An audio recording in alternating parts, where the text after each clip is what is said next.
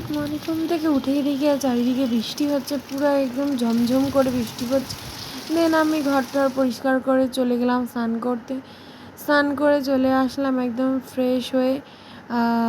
তো একদম রেডি হয়ে গেছি। দেন তারপর গাছ থেকে তুলে নিলাম ফুল। আজকে বেশি ফুল ফোটেনি, একটা মাত্র জবা ফুলই ফুটেছে, আর দু একটা টগর ফুল ফুটেছিল, আর একটা নীলকণ্ঠ ফুল ফুটেছে। তারপর আমি দিয়ে নিলাম পুজো। তো এখানে আমি পুজো দিয়ে নিচ্ছি। আর পুজো দিতে দিতে আজকে বলি, আজ আমার বাড়িতে মায়ের আসার কথা আছে, মা আর ভাই আসবে আজকে। তো আমি পুজো দেওয়া কমপ্লিট করে নিয়ে একটা ব্ল্যাক কফি বানিয়ে নিয়েছিলাম। দেন ওটা খেতে খেতে দেখি মা আর ভাই চলে এসছে। তারপর আমি ওদেরকে চা বানিয়ে দিয়ে দিলাম। চা মাকে এখানে দিয়ে দিলাম, দেখো এটা আমার মা। তো আর এই যে ভাই আর ওরা চা খেতে খেতে আমি বানিয়ে নিলাম খাবার।